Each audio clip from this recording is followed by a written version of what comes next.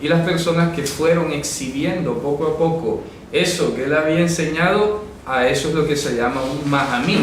Ahorita que cantaba la canción, pues pensaba, ¿no? Porque una hermana me hacía la consulta, seguramente va a saber ella quién es. Porque a veces aquí inevitablemente de pronto yo pronuncio el verbo creer o pronuncio la palabra fe, entonces pareciera que como si fuera una contradicción, ¿cierto? Y no, lo que pasa es que mira, hermana, aquí yo doy por entendido que si una alabanza yo pronuncio la palabra alma, pues aquí no creemos que haya alma, ¿no? Sino que pues lingüísticamente por poesía en castellano toca decirlo, porque tendríamos que hacer una neocomposición de canciones y todo, aquí las entendemos de otra manera. Entonces hay que tener pendiente mucho eso para todos los hermanos y para todos los que vayan a ver el vídeo después también. Entonces, si estamos hablando justamente que hay que hacer una transición mental o lingüística del castellano creer, ¿verdad? Que viene del latín, que da crédito, y da crédito. ¿Con qué se refiere eso? Resulta que esta idea latina de creer tiene relación directa con el concepto de pistis en griego. La pistis, para los griegos, casualmente estaba basada en el conocimiento. Para los griegos, tú lo que creías era lo que podías demostrar. Luego, si el conocimiento cambiaba, tu pistis cambiaba, porque era como versión 1.1, 1.2, 1.3, así como se actualiza el Android o el iOS, ¿verdad? De Apple. Entonces, por eso la pistis griega es diametralmente opuesta al concepto de emuná en hebreo, porque aquí habíamos visto que la emuná está fabricada porque la emuná es Dios. ¿Me explico? La emuná es Dios, porque dice el texto, es pues la emuná la instancia última de nuestra esperanza. La instancia última es Dios.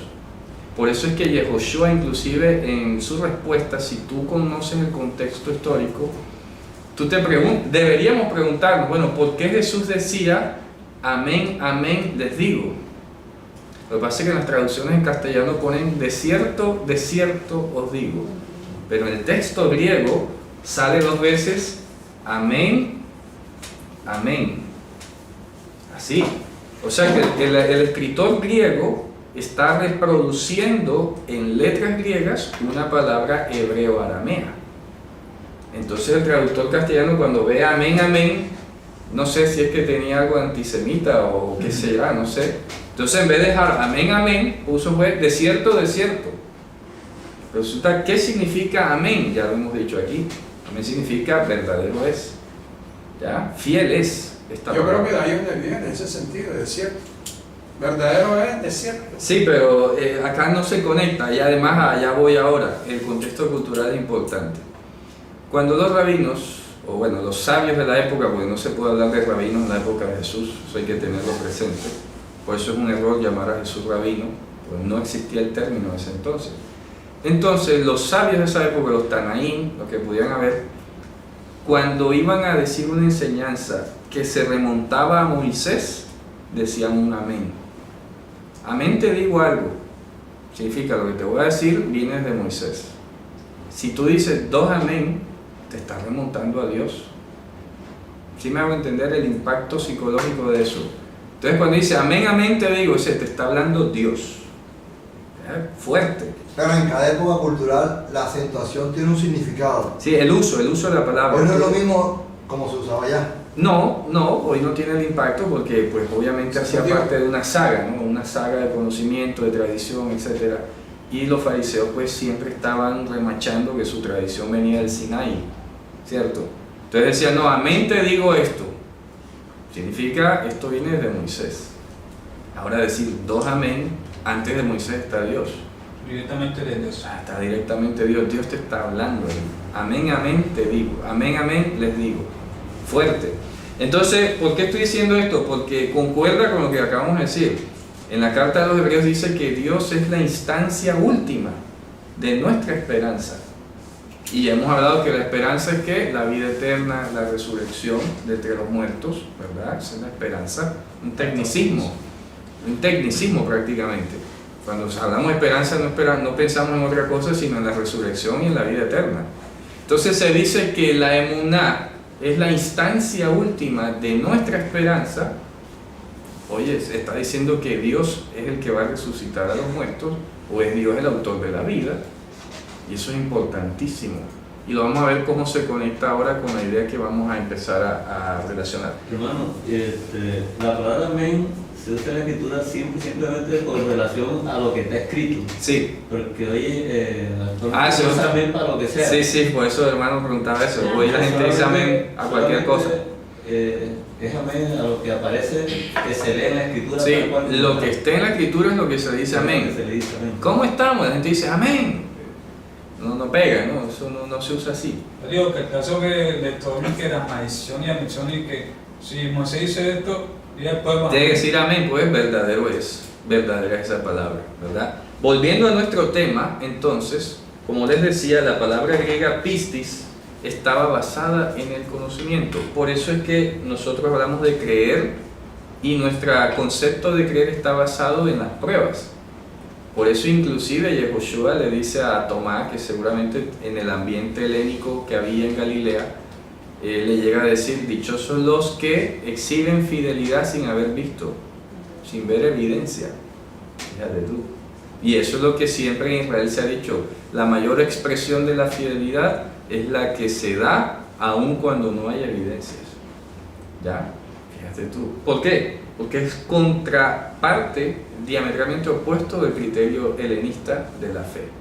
Entonces, ¿qué pasa? Yo voy a traducir una palabra hebrea a una cultura que es totalmente distinta, no encuentro. Lo más cerca que tengo es esto, ¿cierto? Lastimosamente, entonces, mucha gente hoy tiene el concepto griego de la fe. Y por eso la traducción del versículo 1 quedó tan afectada, porque dice: es pues la fe la certeza de lo que se espera y la convicción de lo que no se ve. Ahí no dice eso. ¿Ya? Claro, porque te estás orientando por un criterio occidental. Ahí dice realmente, si tú lo revisas en griego, es pues la fidelidad, la instancia última. La palabra griega que sale ahí es hipóstasis. Hipo es debajo, pero el fondo. Stasis es estancia. La instancia de abajo, o sea, la instancia del fondo, lo último. Lo último. Lo último. Por eso puse el ejemplo de la bolsita del té la vez pasada. Y la demostración de lo que no se ve. Cambia, pero si tú en vez de demostraciones pones convicción, entonces te tienes que convencer mentalmente tú de una manera muy abstracta de lo que no ves o algo, y no tiene sentido. Entonces la gente cae en crisis: ay, es que no tengo fe, o ve con fe. Ve con fe, como si la fe fuera un instrumento o un medio. O está enfermo y dice: estoy sana. Sí, por fe, hermano, por fe. No. Tiene que pensar cuando usted vaya a usar la palabra fe en castellano, porque no voy a prohibir usar la palabra fe. Fíjate que ese es otro puente que nosotros hacemos aquí. Yo no prohíbo ahora y voy a decir: no diga fe, que eso no. Puede decirla, solo que tiene que pensar diferente. Eso es todo. Aquí yo digo Dios, pero... Tener claro los conceptos. Claro, yo puedo decir Dios aquí, puedo decir cosas, pero estoy pensando en otro mundo. Es lo que es el fondo de lo que se quiere decir con la palabra fe. Claro. No como lo entiende allá No como la se reforma, entiende, claro. sino en el sentido que lo que queremos acá, que es la fidelidad. Es Dios. Cuando hablemos de fe, hablemos de Dios directamente. Por eso el Shabbat pasado, cuando nos despedimos, que ya era fuera del tema, pero lo voy a rescatar hoy, pues varios hermanos preguntaban, ¿verdad?, que hay un pasaje del Evangelio donde los apóstoles dicen: Señor, aumentanos la fe. ¿Cómo entiendes tú eso desde una perspectiva judía? En hebreo, ¿cómo se dice eso, verdad? Sería Tarbel anu emuná, en hebreo, multiplica para nosotros la emuná. ¿Qué significa?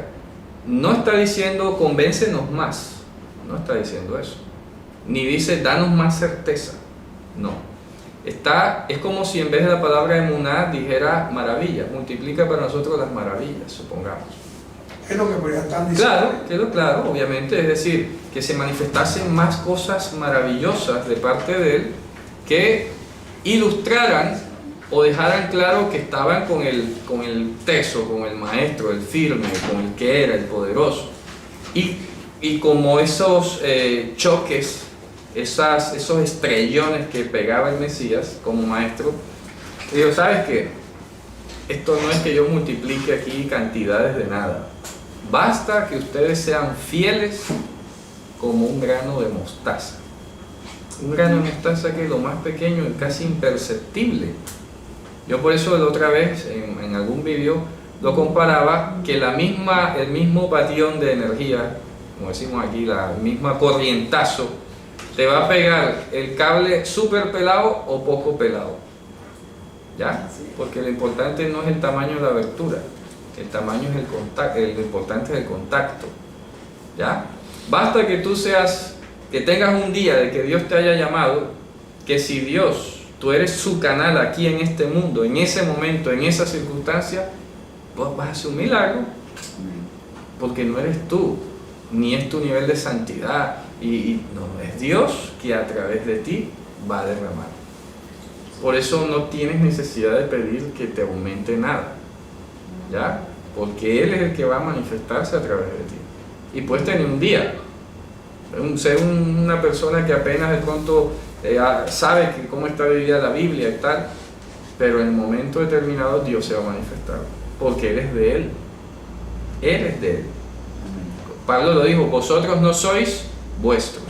Ya. Suficiente. Yo también os digo.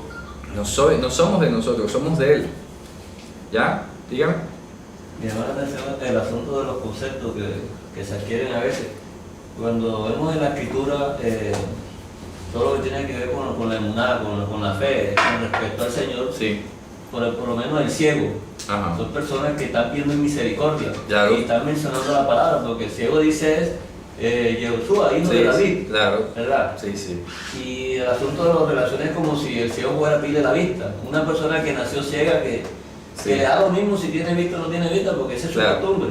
Claro. Y el milagro realmente es un regalo que le hace el Señor después que él dice hijo de David. La confesión. O sea, él hizo una confesión, Claro. lo mismo que hizo la Moabita, Es Ruth, correcto. lo mismo que hizo el de la cruz, el que está La misma rajada. en el momento que está crucificado. También. Él murió después, Claro. pero él pidió misericordia. Claro. Entonces, si ese ciego se va para su casa ciego, él iba feliz. Claro. Porque él lo que fue a pedir fue misericordia. Así es. Y el regalo fue el que le ofreció el Señor, porque el Señor fue el que le dio. ¿Qué quiere que haga por ti? Es correcto. Pero ya le había dicho.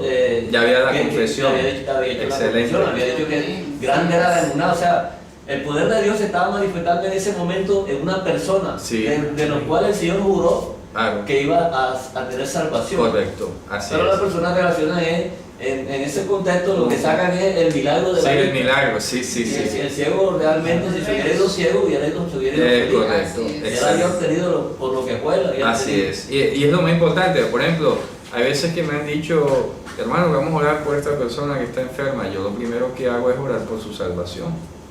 Porque si es más importante en ese momento que reciba la salvación, el don de la vida eterna, y se muera enseguida, a que Así es. vaya a sanarse y se levante a ser incrédulo. ¿Sabes? Claro, ¿Me explico? No tiene sentido. Entonces, El ciego de la Se cruz, queda en el mundo. Sí, queda en el mundo. el que murió en la cruz se fue feliz. claro, Ya. murió feliz. Acuérdate de mí cuando vengas en tu reino. Tranquilo. No puede decir que murió porque no tuvo fe. Nada, exactamente. Y mira que les decían, oye, si tú eres Mesías, bájate de ahí. No se trata de eso. De multiplicar aquí señales. ¿Para qué? Ustedes lo que quieren es un Mesías que aplaste a los romanos y el gran rey soberano y todo lo demás. Yo no vengo a eso, lo siento. Qué pena decepcionarlos, ¿verdad? Yo vine fue a expiar los pecados del pueblo, a salvarlos de sus iniquidades. Algún día lo van a entender, pero no vengo aquí a hacer exhibiciones magníficas de milagros y Dios, mira cómo es Dios de fiel que hizo esto y lo otro. Voy por otro lado, ya le dijo el Mesías, voy por otro lado. Entonces ustedes no tienen que andar pidiendo que aumenten la fe o que te falta fe. Entonces, ¿dónde está el metro para medir eso? ¿Me explico? ¿Ya? ¿Cómo vas a saber cuándo tienes suficiente? Es que por eso en hebreo no se dice yo tengo fe. No se dice, no existe esa forma de hablar. Ya, eso sería castellanizar el hebreo. ¿Qué tal que yo O diga? sea que Jesús lo castañizó. Exacto, como si lo estuviera castellanizando, pues. ¿Ya? Entonces, ¿qué tal? Yo pudiera construir en hebreo Yeshli Emuná. Y aun cuando yo dijera Yeshli Emuná, yo tengo fe, no es igual. porque estaría simplemente, porque en hebreo no existe el verbo tener. No existe el verbo tener en hebreo. ¿Cómo dices eso si no tienes el verbo, no existe el verbo tener? En hebreo todas las construcciones que son con el verbo tener se dice existe para. Entonces, aun cuando yo dijera Yesh li emunah, que traducido en Google por ahí rapidito diga tengo fe, no es igual, porque en hebreo estás diciendo la fidelidad está para mí, o sea, Dios. ¿Sí ves? O sea, nunca tú tienes, en hebreo no tienes nunca, las cosas están para ti. Hay una casa para mí, hay hijos para mí, están disponibles, existen, pero nada tenemos. El apóstol Pablo decía, nada hemos traído a este mundo y nada podemos sacar. Ahí te quedó clara la idea de que no tienes nada. Y lo que puedas decir, lo eres, mas no lo tienes. Por ejemplo, uno no dice yo tengo sabiduría, sino yo soy sabio. ¿Ya? Uno dice yo tengo inteligencia, no, soy inteligente. Porque no es el tener, sino el ser. Entonces tú no puedes tener fe. No existe esa categoría mental en el mundo del hebreo, sino que tú eres un fiel, ¿verdad? Alguien en quien se ha depositado la educación, o eres ya alguien que la está exhibiendo. Entonces por eso nosotros, si nos vamos a referir, por ejemplo, el que está aprendiendo o el que de pronto no ha tenido todavía la oportunidad de exhibirlo, es un Nehemán. Es un Nehemán, es una persona que está siendo educada, que está siendo portadora de la educación. Eso es un Nehemán. ¿Ok? Pero la persona que ya está exhibiendo, que está iluminando a otro y tal, entonces eso es un Mahamín, o que le ha tocado ya hacer una demostración de firmeza, como Job, por ejemplo, que le ponen Satanás se le atraviesa, le da 3 vueltas y todo, y no cambió. Eso es un Mahamín. Entonces no es creyente. Tú pones en Google Mahamín, ¿sabes? Creyente. No, es que no existe eso. El hebreo moderno es otra cosa, otro idioma que se reconstruyó hace 200 años. El hebreo bíblico no pensaba en esas categorías, sino que tiene una lógica, ¿no? Entonces, somos Ma'aminim, o Ma'amin, Anim Ma'amin, es que yo estoy dispuesto a exhibir en todo tiempo y lugar lo que Dios ha dicho en su palabra.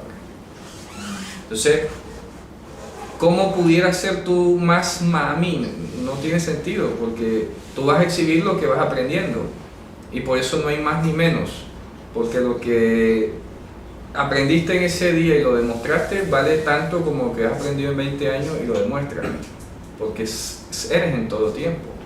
Eso es como yo explicaba, eso es como tratar de decir yo soy más puntual, es que no puedes ser más puntual. Eres puntual, no puedes ser más. No estoy más embarazado, no estás más embarazada, simplemente estás o eres. No puedes ser más, porque ya el hijo está ahí, ya no hay más nada que hacer. ¿Me explico? Es un estado, ¿ya? Entonces un Ma'amín es una persona que exhibe de lo que está hecho. Así que repito, puedes haber tenido un solo día que si aprendiste a decir Dios es mi Padre y lo sostiene, aunque te pongan la revólver aquí, es un Ma'amín, y nada más sabe decir eso. No sabe mucha teología, no sabe hebreo, no sabe. Pero si le ponen el arma y dice, ¿tú crees que Dios y tal? Sí, yo creo. Te matamos, no importa. Ma'amín. El otro tiene 30 años de ser líder, 40 años de ser líder, está en ministerio gigante. También un Ma'amín. ¿Ya? Fíjate la categoría. Y no depende de ninguna demostración, como la pistis griega.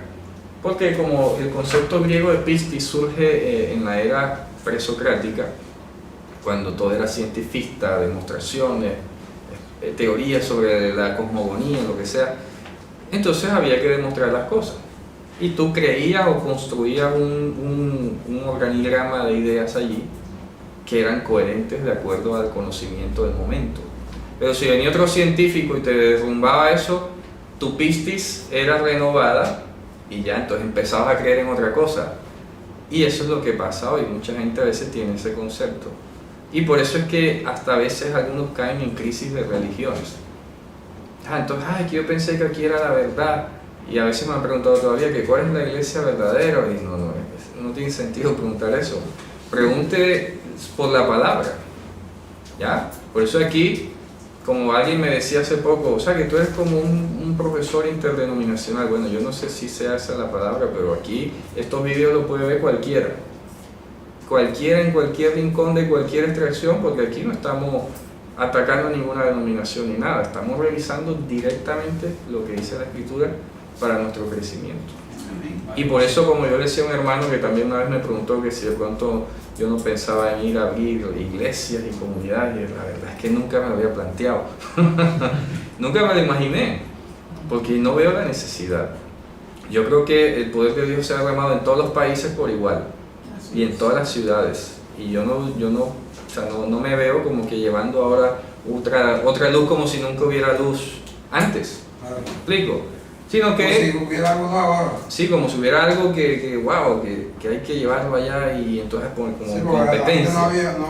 no, es crecimiento. Es crecimiento, Tú lo has dicho, exacto. tú lo has dicho, no ha habido la educación debida a las escrituras Es correcto. y a la revelación del Evangelio. Es correcto. Lamentablemente otros que vienen con pisti griega, pisti, sí. con pisti griega, Sí. ya como intentando reemplazar o cambiar la emuná de la Torah y el Evangelio, Sí. son las que han hecho generado daño. otra fe. Es correcto, otras cosas distintas. Ya, otra cosa distinta. Y lo lamentable, como decía el hermano ahorita antes de empezar, que no conocen las lenguas bíblicas, no se han quemado las pestañas, como decimos aquí, es decir, han estudiado con mechones y todo.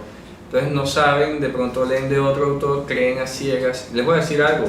El profesor Víctor Shinan, que es un video que yo difundí hace rato, él es profesor de literatura judía en la Universidad de Jerusalén, y él decía, el pecado que ha cometido el judaísmo ha sido ponerse una venda y confiar a ciega en los rabinos. Todo el mundo dijo, bueno, los rabinos les pagamos, estudien ustedes y luego nos explican. Fácil, ¿no? ¿Cierto?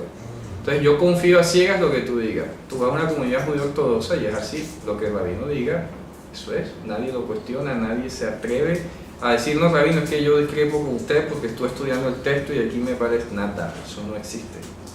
Él es el maestro, él es el que sabe y más nadie sabe nada. Aquí no, aquí ustedes leen, buscan sus interlineales, no, mira aquí, explícame esto. Y cualquiera puede preguntar y cualquiera puede abrir una contradicción o lo que sea, porque estamos estudiando el texto, ¿no? Y se trata de elucidar la mejor exégesis posible. Y para eso es que vamos al texto griego, y para eso es que comparamos y a la